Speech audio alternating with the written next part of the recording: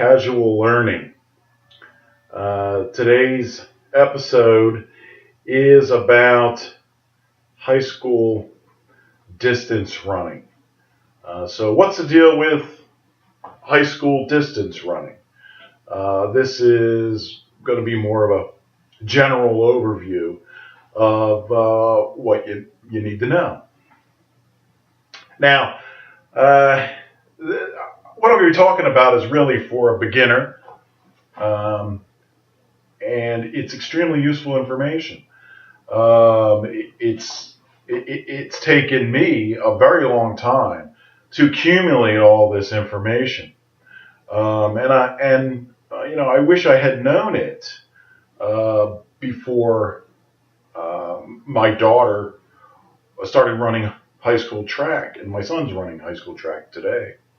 But this is a lot of information as a parent I've gotten over many years. All right. What is distance running? Okay, compared to what? Distance running is compared to sprinting. They're really two entirely separate types of running racing events. All right, so you've got sprint,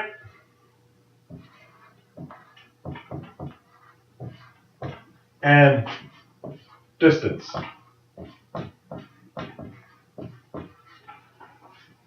Right.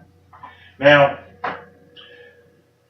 sprinting is defined as any race of 400 meters or less. Distance, there's another category called middle distance, which is also distance, but middle distance is any race greater than 400 meters up to the mile, or 1,600 meters, the metric mile. Whereas distance is any race above the mile, or the 1,600, which would include the 2 mile, 3,200 meters. It could include a 3K, a 5K, a 10K. It includes cross country, which in high school cross country is a 5K or 3.1 miles. And in college, it can be a 6K for girls. For boys, it could be an 8K, even a 10K. The essential difference between cross country and track is cross country is run on various surfaces, including grass, hills, sand, rocky paths, up a hill, down a hill, over trees, through a stream. I mean, you name it. Whatever's out there, some cross-country runner has run over it. All right, so I'm going to be talking about distance, not sprinting. And the reason is because my kids, they weren't sprinters. So I don't really know much about sprinting, but distance I do. Now, the thing to know about sprinting versus distance is sprinting is a power race. It really comes from your inherent muscular power and speed. And that's often a God-given talent that you have for being able to run short distances very, very quickly. Distance, on the other hand, is far more concerned with your endurance ability. You don't have to run super fast to be a distance runner. You just have to run fairly fast, but for a long period of time. So it's the endurance aspect of distance that is critical, as opposed to how fast you can run over a short distance, what the sprinters like to do.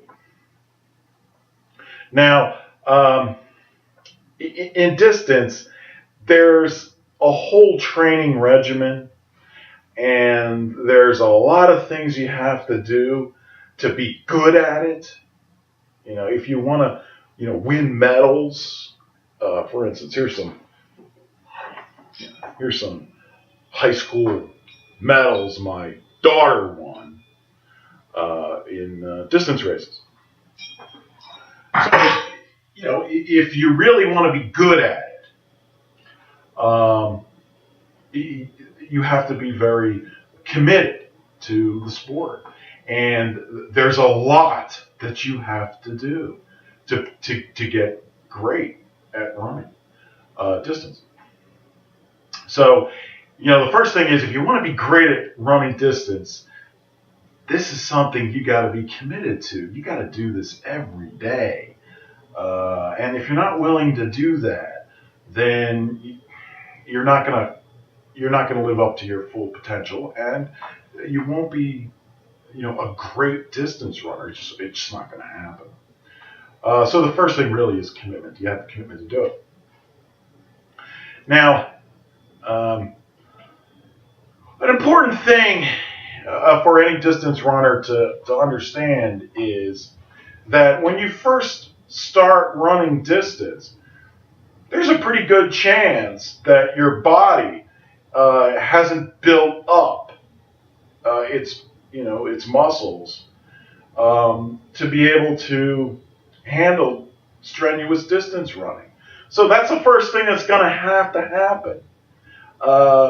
And that means that when you first start distance running and you start putting in a lot of those miles, your muscles are going to, they're going to be sore.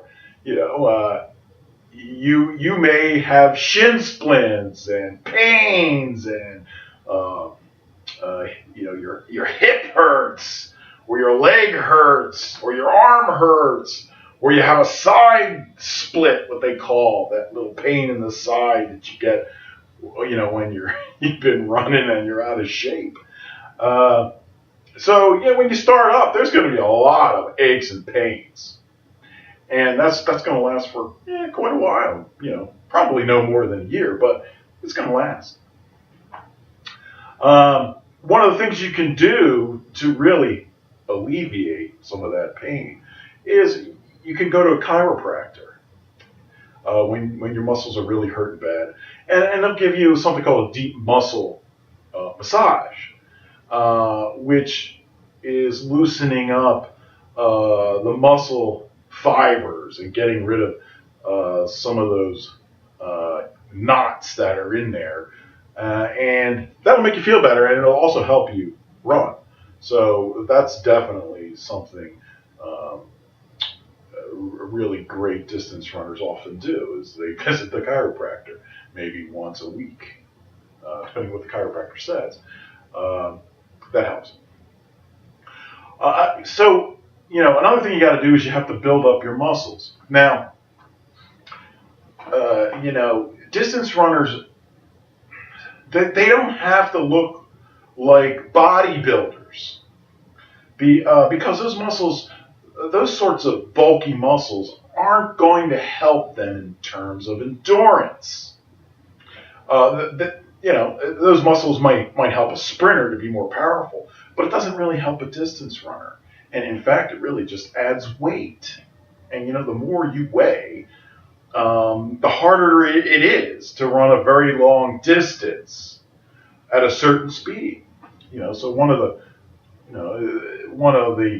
the benefits of not weighing so much is that you're probably better at endurance running.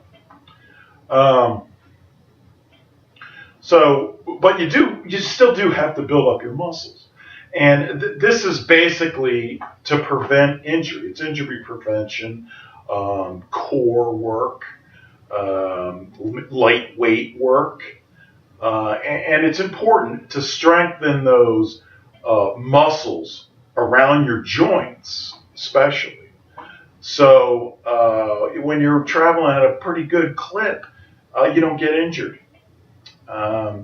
Your joints can take the stress of running fast. And, if your joints can take the stress of running fast, you're going to stay in the race and you're going to run faster. So core work, planks, those sorts of exercises are very, very important to avoid injury for a distance runner, as well as lightweight work. You can do that at a gym, or if you're lucky, your high school program actually has a sort of weight working training program for you to attend to. Uh, you know, that raises another sort of issue, which is, well, not every high school track and field program is the same. Okay, that's clearly the case. Yeah, there's an immense spectrum of how good a high school track program is. And on one end, it could be, perennial state champion sort of track program with 150 runners and some, coaches well regarded throughout the country. You could be lucky to be in one of those. Or you could be on the other extreme end where there's not a lot of kids on the team, and there's not a lot of commitment to the team, and the coach is really more like a chaperone or a babysitter for an after-school activity, and he really or she really doesn't know much about track and field or how to become a great distance runner. And they're just doing it as a side job, essentially, to get extra cash for, who knows, Christmas presents or something. With coaches high school coaches are often high school teachers. And a big reason for that is because they want the money that they get for being the coach of that particular activity. It's a supplemental income for them. And because they're in the school, they know the athletic director or whoever's in charge of appointing the coach. And they got an inside track to these jobs. So that's why they end up getting them. It depends. It depends on what kind of track program you're in. Sometimes it's luck to be in a good track program and bad luck to be in a bad track program. Now, if you're in a good track program and you have a good coach who knows what he's doing, then, you're in luck. And listen to everything he or she has to say and try to do it. You're going to be you're just be as great as runner as you can be. If your track program, is not run by a great track coach, basically a part-timer, you're lucky if he knows anything sort of coach, then you're going to have, if you want to be a great runner, you're going to have to do this on your own. That's your only choice. If you rely on the coach is not really that good, you're not going to get that good. You're just not. You're relying on somebody, frankly, you shouldn't be relying on. And, that's going to produce bad results for you if you do that. So, unfortunately, you're going to have to learn a lot and do a lot on your own, because that's your only choice if you want to be a great runner. Now, what's a great distance runner? How do you know that you're a great distance runner? There's a term for great runners, and the term is elite. Elite.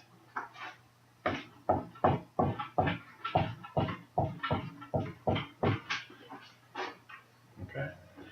Now, how do you know you're elite? Right? Well, it's all based on your time. How fast were you in a particular event? There's actually lists of specific times in specific events that are considered elite times. So you get a hold of these lists and compare your times to those times, and you'll get an idea of whether you're an elite runner or not, or where it is you have to go to be able to get to that level of being an elite runner. Now, a great resource for runners, high school runners, is a website called Mile Split, and every state has its own Mile Split. All right.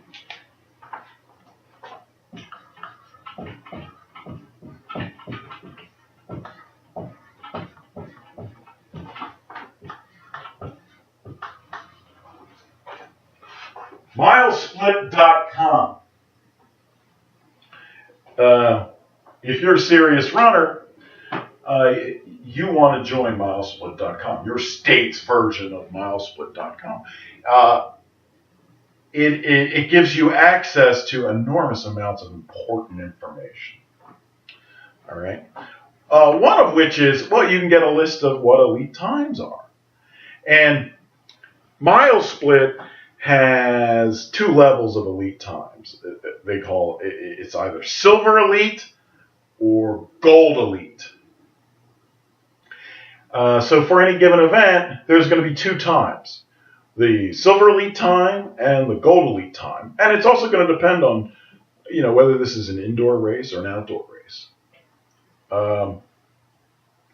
And what an elite time really means is, in terms of a gold elite time, it's the time you would have to run in a high-level NCAA Division I race in order to score a single point for the team. All right? That's what it means.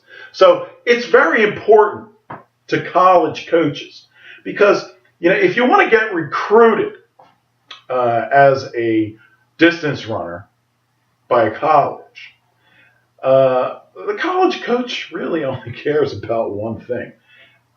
How fast are you? If he sticks you in a race, do you have any chance of ever scoring a point for the team? Because if you can score a point, he wants you. Or if he thinks, with better training, you could score a point, he wants you. But if he thinks you're never going to score a point, then he doesn't really want you. Maybe he lets you walk on because it doesn't cost him anything. But that's really what it is. So a gold elite level is really a high-level D1 race. You can score a point if you can reach the gold elite level. Generally speaking, these are all generalities. It's basically their estimates. But yeah, you can score 1 point. Silver elite, you could score a point in, let's say, a lesser sort of NCAA race, maybe a Division III race or Division II race, or maybe a mid-tier D1 race where you have mid-tier schools as opposed to the best schools that there are in track and field.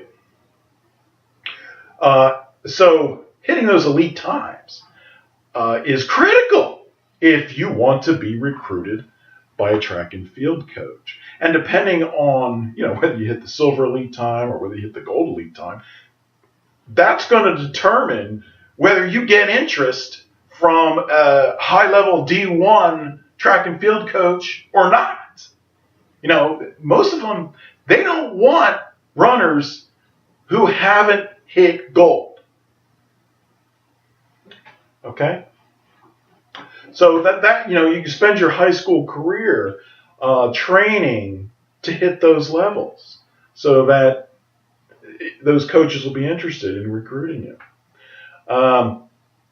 One point is that in high school, you really need to hit those elite levels by the end of your junior year. And the reason for that is because you're applying to colleges fall of your senior year, and you're visiting colleges in the summer between your junior and senior year. So that's when the decision is going to be made by the track and field coaches as to whether they're interested in recruiting you or not. So that's when you got to hit those times. Unfortunately, it's a year early. It's a year before your senior year, but it's important if you want to be recruited that's when you got to hit those times. Now, you only really have to hit the time once, because if you do it once, the coaches know you could do it again. But they want to be able to see that you did it at least once. Because if you didn't do it once, then they're like, well, I don't think you could ever do it. Now you got a problem. Now that raises an interesting issue of talent. How good a distance runner could I actually be? All right. And there are some people, coaches, who would try to convince you that the limits of your running ability are determined by your genes, your genetic makeup, something you can do nothing about. Now, that's a very lazy answer to the question, because it's not 100% accurate. That's not 100% true, especially in distance running, where it can take a few years to build up your endurance so that your true potential can be seen. So, one big thing is, just because you're not the fastest sprinter in the world doesn't mean that you can't be an elite distance runner, because they're two separate talents. One is a talent for pure speed over short distances. The other one is a talent for endurance. And a talent for endurance is a very hard thing to put your finger on, because it's, in many respects, a hidden talent.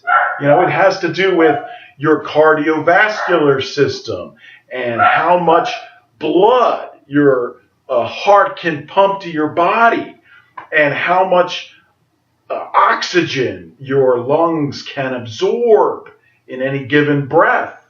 It has to do with things like, when you're running, how long can you run without a burning sensation in your muscles that'll slow you down and stop you, right?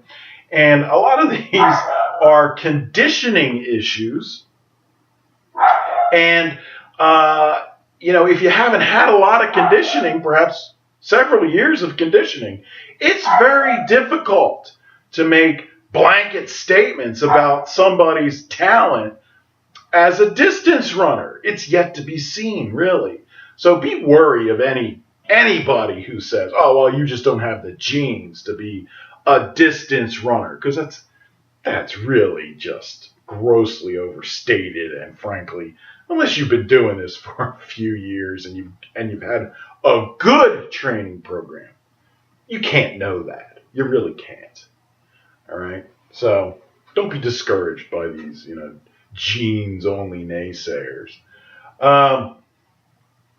Now, conditioning. Conditioning is really the key to distance running. And what does that mean? That means that you've conditioned your body to be able to run long distances at a very fast pace. And conditioning happens over a long period of time. It could take years. After a couple of years of solid conditioning, you should really have a really good idea whether you're an elite distance runner or not.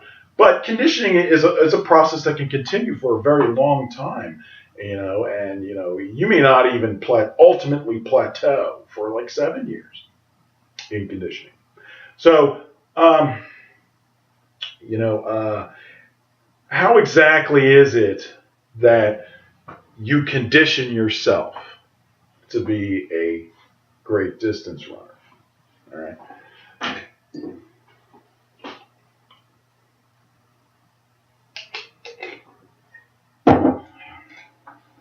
The answer is you run a lot of miles every week. That's number one. Number one.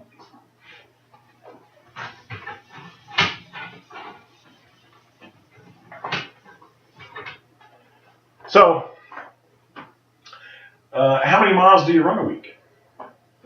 Well, the suggested mileage depends on whether you're a girl or boy and how experienced you are. You don't want to start out with too many miles a week because your body hasn't adapted to be able to handle that. And you'll end up breaking something and end up in the hospital or in a doctor's office or tearing something because your body's not ready for that kind of mileage. You got to build up to higher mileage over time. And of course, you got to do your core workouts and your gym work so that you're strong enough to do that. So it's a process of building up over time. So in high school, for boys, if you're a freshman, you should be running about 30 miles a week. If you're a sophomore, you should be running about 40 miles a week. If you're a junior, you should be running about 50 miles a week. If you're a senior, you should be running about 60 miles a week. Now, those are just guidelines. People are different. Runners are different. Some runners can run their fastest with lower mileage. Some runners only run their fastest with more miles, more than I even just mentioned. It depends on you. And that's something you're going to have to figure out where you fall in terms of, how much mileage do you need to run your fastest. Now, in high school for girls, freshman girls should run about 25 miles a week. Sophomore girls should run between 30 and 35 miles a week. Junior girls should run about 35 to 45 miles a week. And senior girls should run anywhere from 45 to 60 miles a week. Okay? So that's what we're talking about. And in distance training, it's very important that you are committed to the training. You can't just take a day off or two because you have to hit weekly mileage goals. And if you take a day or two off, how are you going to make that up by the end of the week? You can't, because now there's too many miles now that you have to run to make it up. So you got to be really committed to getting in your daily miles every day. Or maybe you take one day off a week. But commitment is very important. So, how do you prepare a training program for a distance runner? Well, training programs change week by week depending on where you are in the season. Is it cross country season?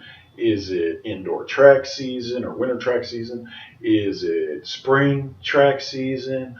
Or is it the summer where you're training for cross country in the fall? That's another thing. If you want to be a really good distance runner, you really need to run all year round. Because conditioning is a constant process.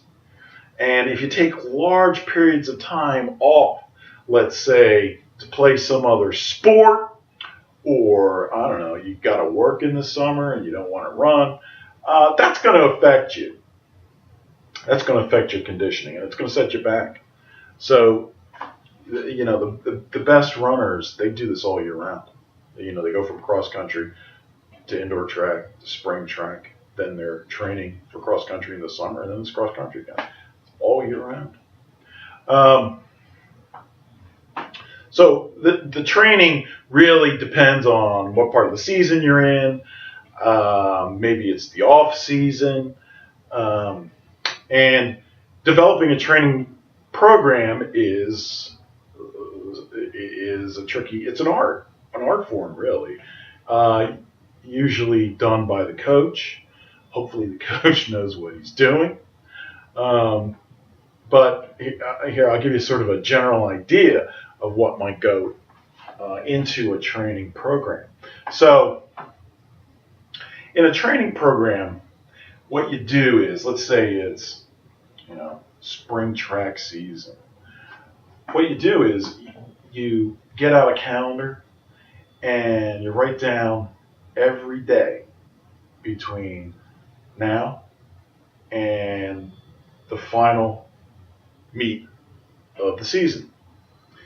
And you list specifically what it is that you're going to do each day between now and the final meet of the season.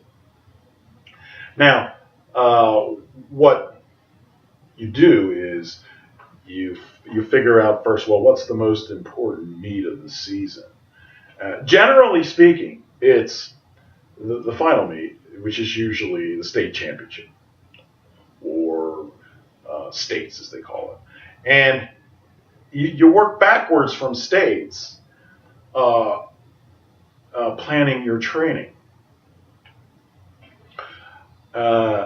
So you might have, your taper period for, 2 weeks before the state championship.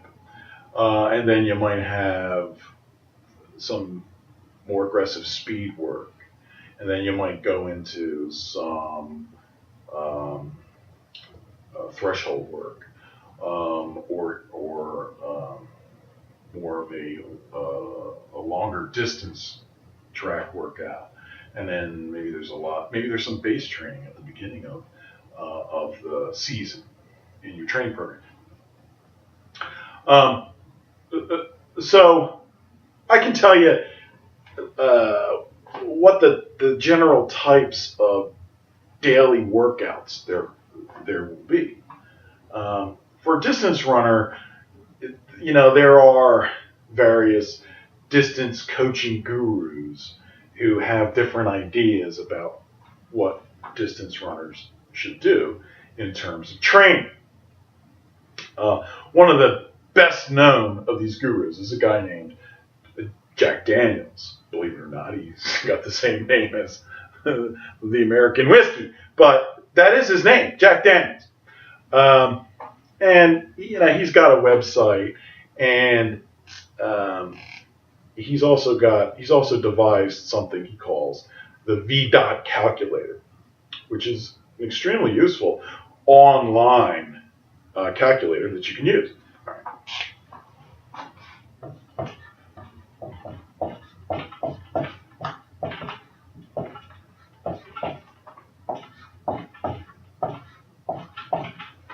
Okay, so his name is Jack Daniels, and he's created something called a VO2 calculator. Now, you can go online, go on his VO2 calculator, and you can put in what your current time is for any particular distance, or what you want your time to be in any particular distance. And it'll spit out your paces for practices, what pace you should be running, or what time you should be running for various practice intervals or repeats. And it's extremely useful in terms of devising a training program for you, because he's going to tell you what you should be running. It's a lot more complicated than I made it sound, but this is just a general overview for you. So, what are some of the things that you'll run into in a training program, a good training program? Now, you may find that, depending on how good your coach is, some of these elements might be missing. And if they are, there's a clue that maybe your coach needs to learn something. Buy him a book on track training for Christmas or something.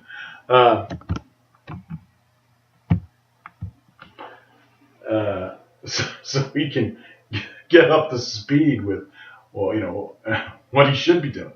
All right. So some of the some of the training protocols that you could use are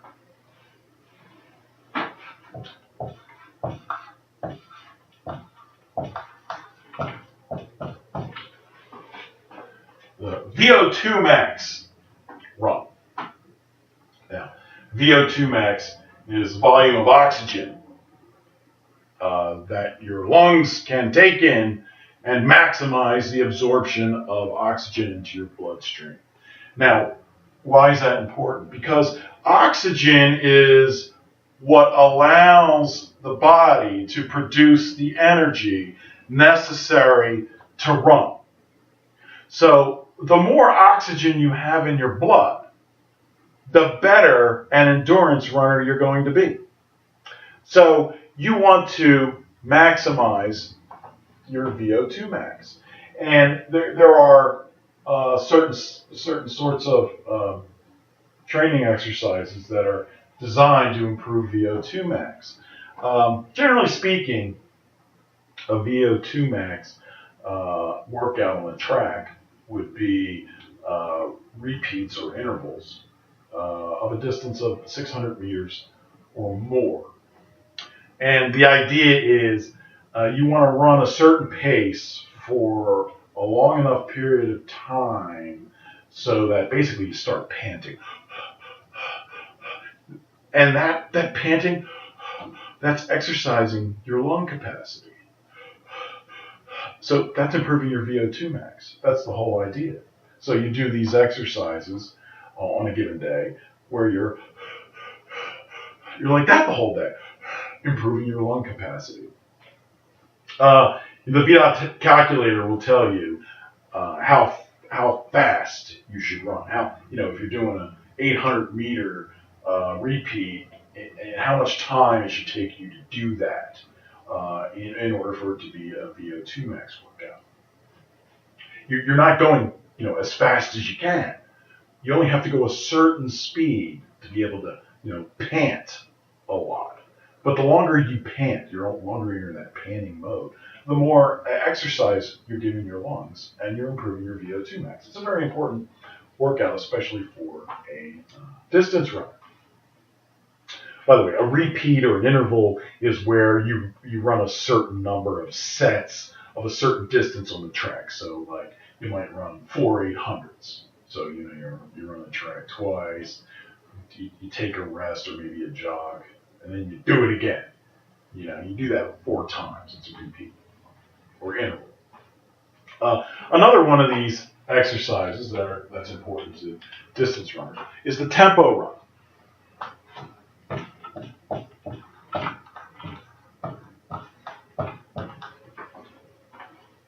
Tempo run.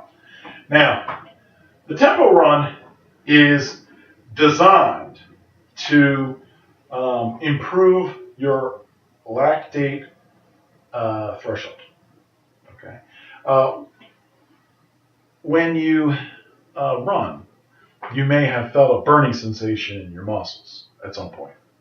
That is caused by an accumulation of hydrogen ions, believe it or not, in your bloodstream, which is caused by your body breaking down a molecule, part of which creates lactic acid and the other part creates this hydrogen ion, in order to create the energy for your muscles to keep moving. And you feel that burn because you got a lot of lactic acid in your blood. And what happens is when you start feeling that burn, you slow down. Right? You slow down, and you can actually hit the wall. What they call hit the wall is when, man, you look like you're running in slow motion. I mean, you're putting out a lot of effort, but you're just not moving very fast. And that's because the lactic acid, the hydrogen ions, are stopping you because they want you to stop and rest and recuperate. But the race isn't over. You're still going, but you're going really slow, and you're not going to win that race, right? So, if you can improve your lactic threshold, you can run longer distances faster. So basically, you're trying to hold off or stave off that burning sensation as long as you possibly can. The longer you can hold it off, the longer you can run fast. And you can win races because your lactic threshold is lower. Now, the lactic threshold is an interesting concept. What it really involves is, see, your body is constantly breaking this molecule down to create the energy you need to run. But then your body is also taking those molecules and putting them back together to reuse them like a recyclable battery, really. So, your body is constantly in this state of breaking these molecules down and putting them back together at a certain rate. And what you want to do is make sure that that you're not breaking down more molecules than your body is putting them back together, because that's when the lactic acid accumulates in your bloodstream, and then that's what slows you down. That's when you feel the burn. That's when you start running in slow motion. So what you're doing in a tempo run is you're pushing your body to the point where it's recycling that molecule, but you're almost at the point where it can't handle it anymore, and there's starting to be an accumulation of lactic acid in your bloodstream. Almost to that point, but not quite. So you want to get to that point and keep doing that for as long as you can, because essentially you're giving your body practice at recycling lactic acid and hydrogen ions into energy cells. That's what you're doing. You're giving it practice. And, if you practice it, your body gets better at it. And, the point at which there's an overload of hydrogen ions or lactic acid, it goes down.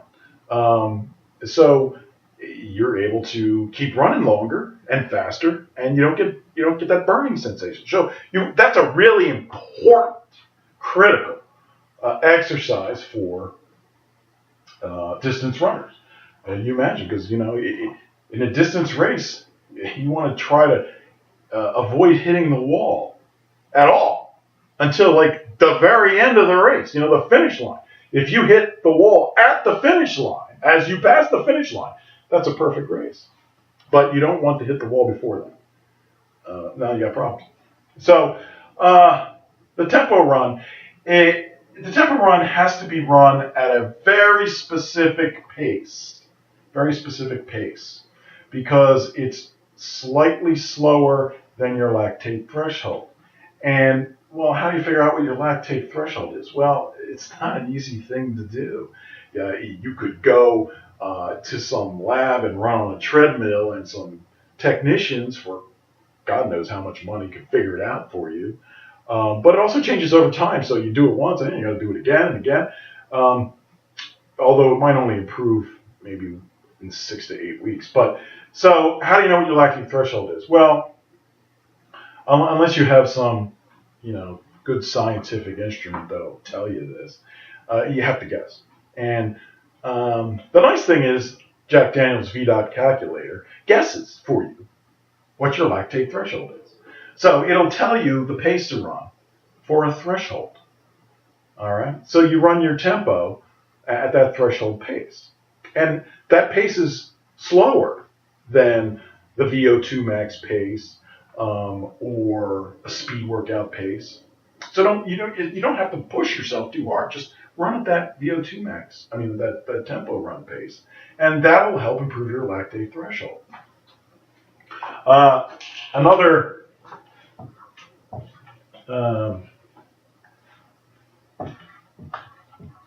workout that distance runners do is the speed workout. Now, this is where you're running as fast as you can, basically. The VO2 calculator will also show you what your speed workout pace ought to be, and it's always the fastest pace. And this is important because no one's ever learned to run fast by running slow. So you have to condition your body to be able to run fast. Your body and your muscle memory has to know what fast is. Especially towards the end of the season when you're getting ready for the big races. It really needs to remember, what does really moving fast mean? Now, it doesn't mean that that's the pace that you run in your distance race. Maybe that's only the pace you run in the last 100 meters when you're going for the finish line. Or maybe the very beginning of the race. But nonetheless, it's a very important aspect of training. It can't be overlooked. That reminds me that, at the beginning of the race, you really should always sprint for the first 8 seconds because you're using something called the lactic energy system, which is really a fight or flight system. It's an adrenaline system. It's only good, really, right when you start the race, but it's the sort of thing that if you don't use it, you lose it. So you might as well use it. It's that nervous energy you should have at the beginning of a race. Like adrenaline lasts for like 8 seconds. So take advantage of it, okay? Because it's there to use. So you use it. All right. What else might a distance runner find on a training program? Well, then there's something called the long day. Long day. That's where you're just running basically easy miles for about 50% more than your regular miles day, your regular easy miles day. And that's a fifth one, regular miles days. So these are your distance days.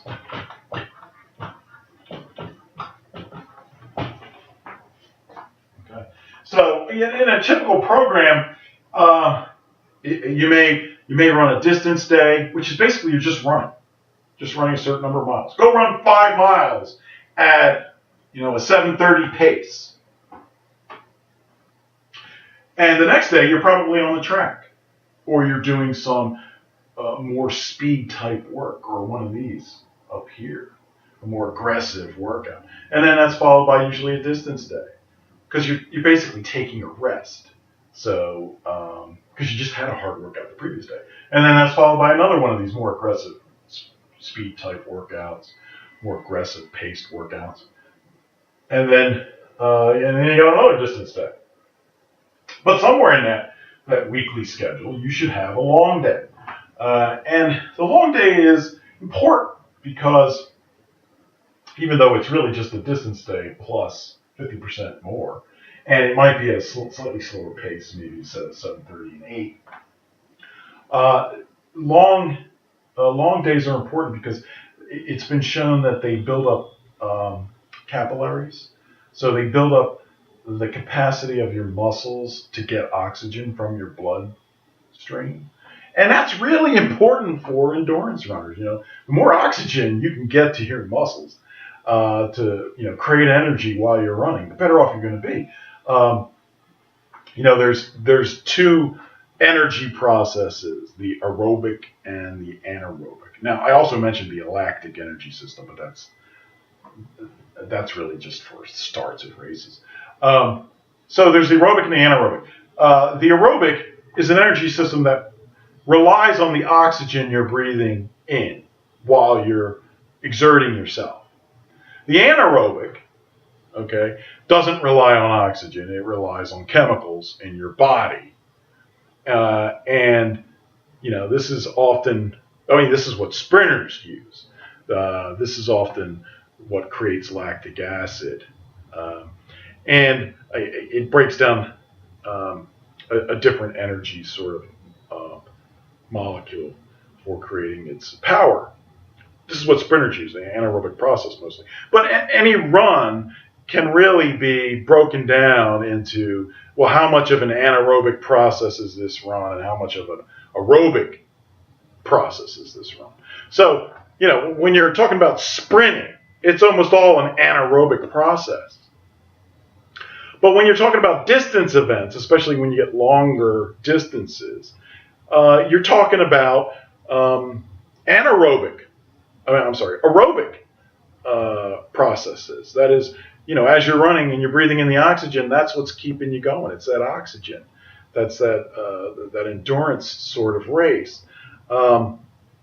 So the greater the percentage of aerobic processes used in the race, the more you have to rely on endurance and your VO2 max and how you can bring oxygen into your body, and that's going to determine how good a runner you are at this particular distance.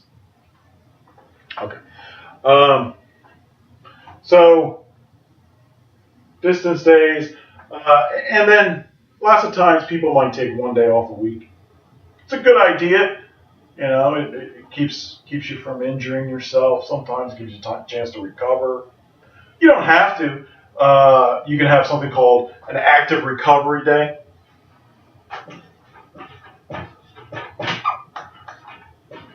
Okay.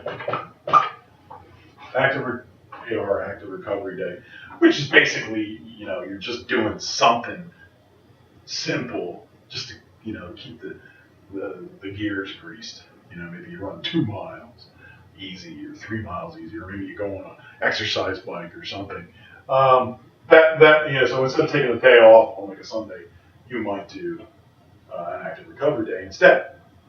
It could even be a form of cross training. It could be go swimming. Who knows? So those are the basic components of a distance training program. And you really should see all of these things at some point in the training program during the season. Some of these things are called by different names, but they're really, this is the bread and butter of a distance training program.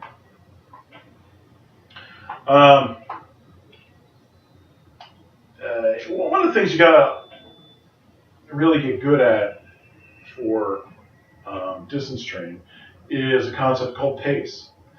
What's pace? Well, pace is basically how fast am I running, and the pace is generally expressed as how much time would it take you to run a mile. So if I say go run at an 8 pace, that means basically a pace that you could run a mile in 8 minutes at. Or 7:30 pace it would take you 7 minutes and 30 seconds to run a mile. Or a 6 pace it would take you 6 minutes to run a mile. Now it's starting to get fast, right? Generally speaking, unless you're really, really new to the sport and you haven't built up the speed necessary yet, anything slower than an 8:30 pace is worthless. So you might as well just stay on the couch instead. So 8:30 is really the bare minimum you should be running anything really. Now I know the newer runners you may have a problem running 8:30, but so long you give it some time, give it a few months. Your speed will start improving, and eventually you'll be able to run those sorts of paces. Okay, but if you're running less than an 8:30, I don't know why you're doing that. It's not going to help you. All right, and pace is a very, very, very important concept. When you go out and you do an exercise, you really need to know two things: how far am I going to run? And what's my pace? You should know those two things. Another thing that's really useful, and if you're a serious distance runner, you need to get this. And it's a GPS watch. Garmin GPS watch. There's other manufacturers of GPS watches, but it allows you, at a bare minimum, to figure out how fast you're running. And that's how you can keep your pace while you're training. It's really an extremely important piece of equipment because everything's always how far do I have to run and what's my pace. Pace is also an extremely, extremely important concept in terms of racing. You want to know what your race pace is going to be. Why? Because, if you go out a pace that's too fast for you, you'll end up hitting that wall and you'll die in the middle of the race, and your time will be awful. Okay? So race pace is an extremely important concept, and pacing yourself during a race is extremely important. If you're in a really long race, let's say like a 3,200, you're going around, the track, whatever it is, 12 times. No, it's not 12 times. 8 times, right? You really need to pace yourself so that you're at a sort of consistent pace for all of those 8 laps, or you're not going to have a maximized race time. You're going to die at some point, and you're going to be slower, and it's just not going to be good. So pace is extremely important. It's an extremely important concept. Another really important concept to understand is that I don't care who you are, there's always somebody faster than you. And there's always somebody slower than you. Always. Unless, you won an Olympic gold medal, there's always somebody faster than you. Get used to it. It's not a big deal. Okay? Everybody knows there's always somebody faster than everybody else. Maybe they're in that meet you're in. Maybe they're not. Maybe you're the fastest one in the meet. That would be great, right? So don't get hung up on the fact that one person is faster than you or 10 people are faster than you. Don't worry about that, because it's not, in the end, it's not you against them. What it is it's you against the clock on the wall. The clock on the wall. That's what matters.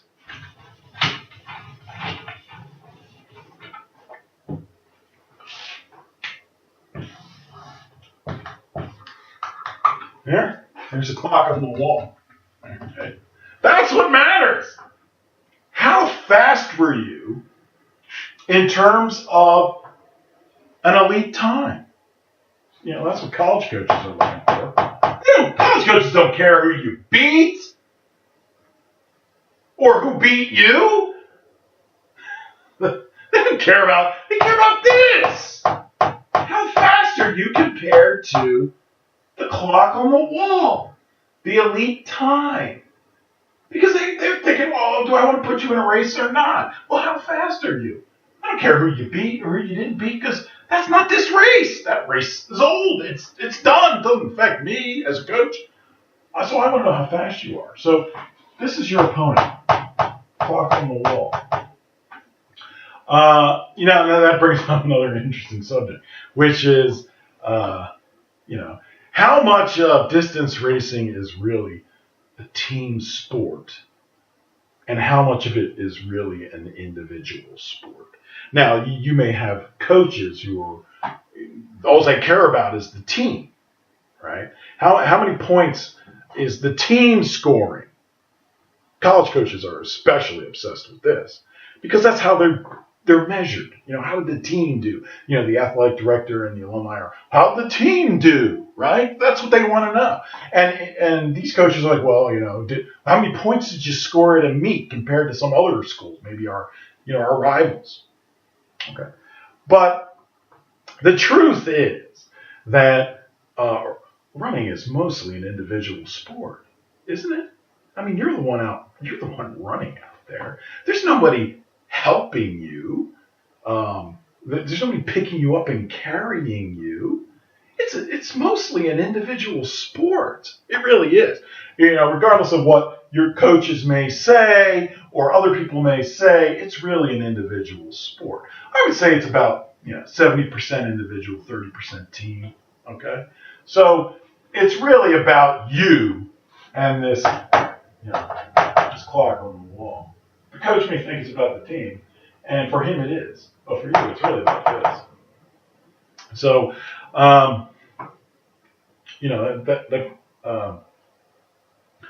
what races are really team oriented? Well, you got the relays. You got 4 people running something. All right, that's kind of a team, right? Even though they can't assist each other really during a race. Nevertheless, it's kind of like a team. So, relays are about the closest track gets to a team sport. All right. Now, I know in cross country, college coaches may have the runners run as a group, right? But it's still the individual running. How much is the group really going to help you? And maybe, some motivation to keep you going. The coaches really want the whole group passing the finish line at the same time because they score a lot of points that way. But as far as you're personally concerned, does it really matter to you? No, it doesn't matter to you. What you're really worried about is what your own personal individual time is. And there's nothing wrong with that. You can have, it works fine because the faster you are on your individual level, the more you can score for the team. So they win too. It's a win-win. So I wouldn't get too hung up on the whole thing. It's really a win-win.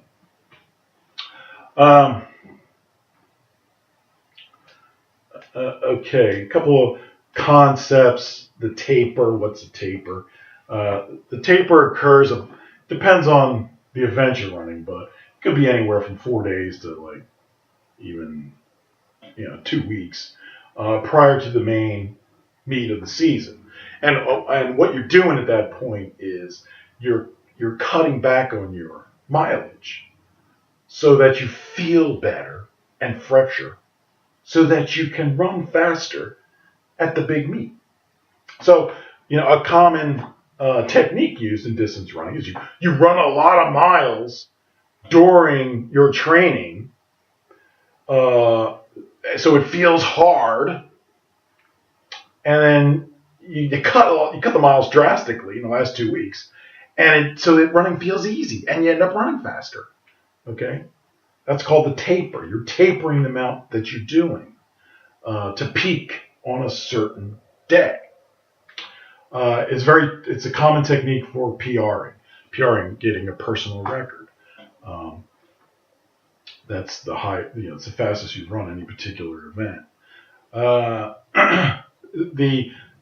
How you taper is an art, and not everybody agrees on the proper way to taper any given event.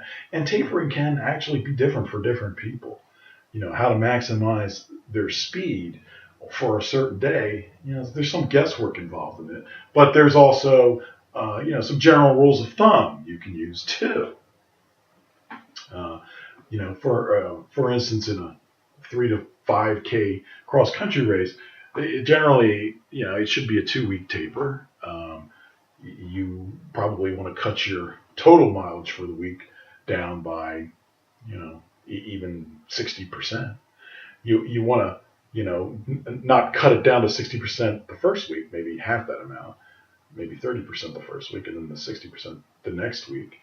But you want to make sure you get some intense workouts in each week, maybe about 4 intense workouts each of those weeks. And you don't want to cut the mileage on the track workouts, the intense workouts. You cut it on the easy days and the regular days. That's how you reduce the mileage. But tapering is, that's a subject that really should be for another day.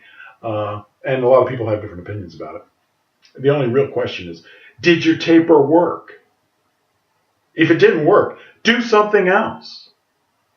Which reminds me of another thing. As a distance runner, if you want to be a good distance runner, you need to keep a track log, which means you write down every day what you did, what you run. Okay? Even your split times, if you can get it.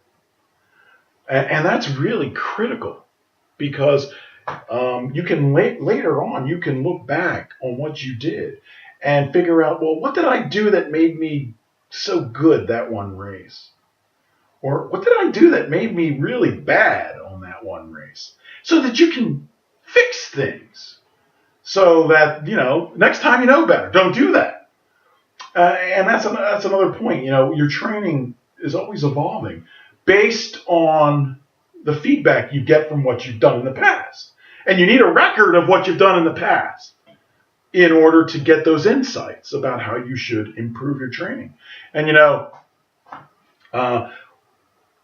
whenever you have a meet, let's say you don't do well. Look, if you can walk away from a meet with a lesson, I shouldn't have done that, or I'll do this different next time. That's like gold, because that's how you get better. You got to keep accumulating all the lessons that you learn from your failures or not spectacular performances to improve yourself in the future so that you get better. See, so there's really no losing meat if you learn something from it, because those lessons are the basis of victories in the future.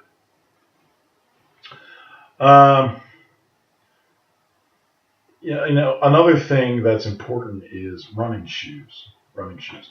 Good. You want excellent running shoes, and excellent running shoes. Usually, you can find a running store that has them, and they're expensive. Okay, these shoes are anywhere from $125 to $150. These are expensive shoes. Like Saucony makes them. Nike, New Balance, but they're specialized running shoes. They're very expensive. If it's an $80 pair of sneakers, that's not what I'm talking about. I'm talking about the expensive shoes, and they're important. Why? Because if you have bad shoes and you're running on them, you're going to get shin splints, or you could injure yourself. You could get a stress fracture, and then if you get a stress fracture, you're out of the season for like 8 weeks. And you've lost all that training. So it's very important to buy good shoes because it prevents injury. And now, unfortunately, these very expensive shoes, they don't last that long. Maybe you get a season out of them. Spring trek. I had a brand new pair of shoes at the beginning of spring trek. Now I got an old pair of shoes, and they're losing their support. And they're worn out. Shoes can only accommodate a certain amount of miles worn on them. Yeah, but if you're running, 40, 50 miles a week, you can wear out a pair of shoes pretty quickly. So it might only last a season. Yeah, that's the price of track.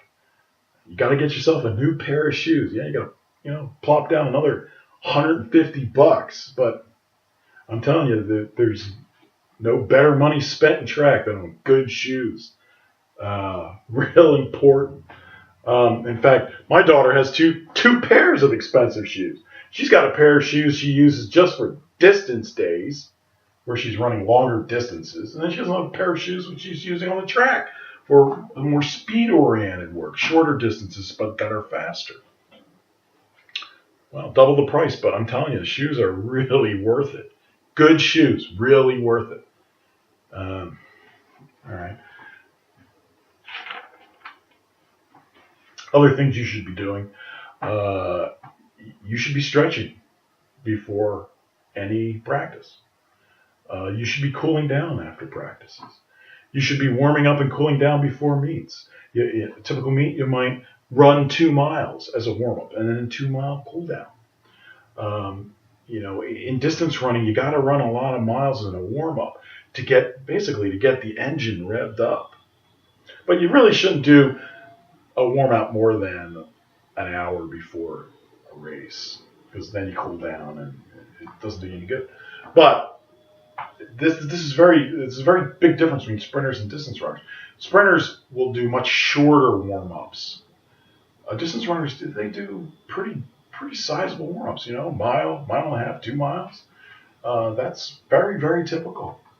Before you run a race, that was one of the strangest concepts I had to learn, was that you can run, how it is that you can run 2 miles before a race, and that will make you faster in the race, was beyond me. I thought, well, why would you tire yourself out before a race? Does that make any sense? Well, if you're a sprinter, it makes sense. Sure. But not if you're a distance runner. Distance runners, they got to rev that engine up, and that takes some time. They got warmer muscles run faster than colder muscles. And for distance runners, 2 miles before a race, yeah, it makes them run better. It really does. That's the truth. Who'd figure? But it's true.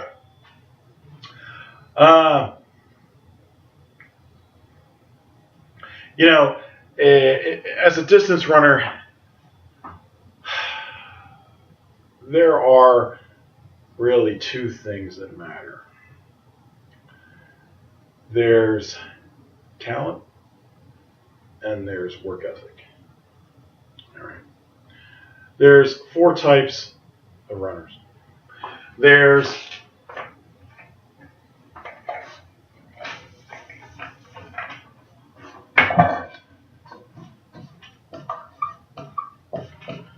the runner with no talent, no work ethic. Okay? That's called a loser. That's a loser. Then you got no talent, but you have a work ethic. Okay? So, no talent, but with a work ethic. Well, you've seen people who, run really just because they love running. But they really don't have any talent for it, but they love it. And they do it, and they're rah-rah, right? And this is a good Joe on your team sort of runner. Then you got the runner with talent, but no work ethic.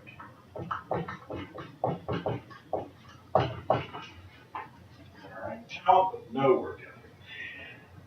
This is really the saddest person on the team. It really is. Because you can see that if they simply applied themselves, or if someone would explain to them what it is they should be doing to train, they could be really great. They could be great runner. They could be winning these things left and right. But for whatever reason, lack of motivation, they don't put in the work. And because of that, they can't be a great runner. They'll be okay, but they're not going to be a great runner. If you have somebody on the team who has talent but no work ethic, really try your hardest to try to get that work ethic into them. Because that's a real shame to see somebody with talent who just blows the talent. You never see anything out of them because they blow it. Now, that could be caused by various things. Maybe they don't know what to do. Right? Maybe their coach isn't very good. Maybe they're occupied with some other sport or some other interest or doing something else. Or maybe they're just, maybe their parents are making them run and they're really not that interested in it, even though they're really good at it. Whatever the problem is, you got to try, see if you can solve it for them. Because it's a shame to see that talent wasted, but it happens all the time. That's one of the beauties of these things right here. Medals, win medals at races. This is the best way to motivate runners. Get them to win medals. Great motivator right there. High school has a lot of medals. All right, then you got the 4th category. Talent with work ethic. Talent with work ethic. That's where the champions come from. If you want to be a great runner, I hope you're in that category. Talent with work ethic. So the great runners, they work hard, real hard, but they also have talent. So it's always a combination, really. How hard you work, how hard you train, and how much, inborn talent do you have? What's your ultimate, how fast could you ultimately go? You put those two things together and you got a champion. You got somebody who wins races. And that's what you want to be.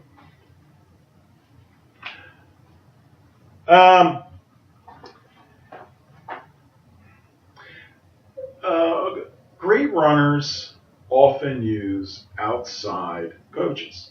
supplemental coaches. Why? Because their coach isn't good enough. And that's often the case because, how many people really know an awful lot about track coaching or cross country coaching? Not a lot. There's not a lot of people that are really good at that. So what are the odds that your high school math teacher is really good at coaching track? Less than 2% chance, right? It's not a very good chance. They may think they're great at it, but the truth is they're not.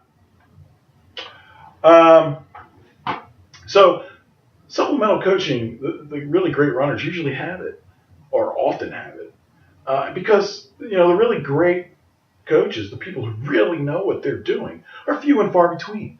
But oftentimes they'll rent themselves out to anybody, for an hourly rate, and they'll teach you what they know. They'll help you out, and they're a gold mine. If you can afford it, that's a gold mine. So take advantage of supplemental coaching if you want to be a really great runner. Hopefully you have access to some good supplemental coaching.